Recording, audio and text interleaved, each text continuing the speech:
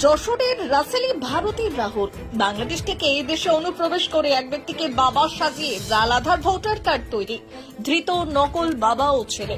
বাংলাদেশ থেকে বিনা পাসপোর্টে ভারতে অনুপ্রবেশ করে জাল আধার কার্ড এবং ভোটার কার্ড তৈরির অভিযোগে গ্রেপ্তার ভারতীয় নকল বাবা মাসুদ মণ্ডল এবং বাংলাদেশের ছেলে রাহুল মণ্ডল ওরফে রাসেল।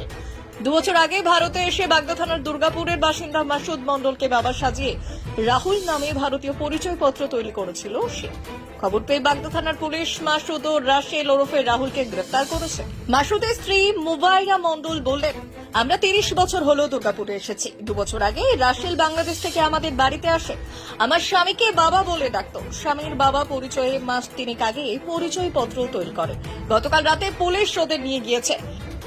2 বছর কোথায় থাকে? বাড়ি কোথায়? বাংলাদেশে? ওর বাংলাদেশে বাড়ি হচ্ছে যশোর, কিন্তু গ্রামের নাম আমি জানি না। আপনারা কি বলে ডাকতেন? আমাকে আমাকে কাকিমা বলে ডাক। আর মাসুদ ওকে বাবু বলতো, বাবু।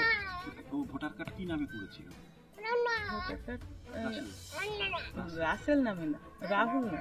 ভোটার কার্ড করেছিল। বাংলাদেশের নাম? বাংলাদেশের নাম ওই রাসেল বলে মনে হয়, আমি সঠিক জানি না, বুঝেছো? আমি সঠিকটা জানি না। কতদিন আছে আপনার বাড়িতে? এই তো 2 বছরই। আর ভোটার কার্ড করেছে কতদিন? ওই 4-5 মাস হলো, তো কার্ড দেখলে বোঝা যাবে এখন। পুলিশ জানিয়েছে, ধৃত রাহুল মণ্ডলের বাংলাদেশের পরিচয় মাহবুব হোসেন রাশেদ, বাড়ি যশোর জেলার চৌগাছা এলাকায়। বাংলাদেশে তার বাবা আছে নূর আলম। সূত্রে খবর পেয়ে বাগদা থানার পুলিশ রবিবার বাংলাদেশের বাসিন্দা রাহুল মণ্ডল এবং বাগদা থানা দুর্গাপুরের বাসিন্দা মাসুদ মণ্ডলকে গ্রেপ্তার করেছে। ধৃতদের পুলিশি হেফাজত চেয়ে সোমবার বনগাঁ মহকুমা আদালতে পাঠানো হয়।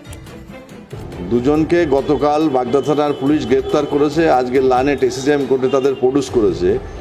একজনের অভিযোগ হচ্ছে সে বাংলাদেশি নাগরিক। সে 2 বছর আগে ভারতবর্ষে ঢোকে রাহুল নাম করে, এসে এখানে মাসুদ নামে এক ভদ্রলোককে বাবা সাজিয়েছে। বাবা সাজিয়ে ওই বিডিও অফিসে দরখাস্ত দিয়ে বলেছে আমার বাবা তার ছেলে হিসাবে সে ভোটার লিস্টে নাম তুলেছে এবং অন্যান্য ডকুমেন্টসও তৈরি করেছে ওকে বাবা সাজিয়ে।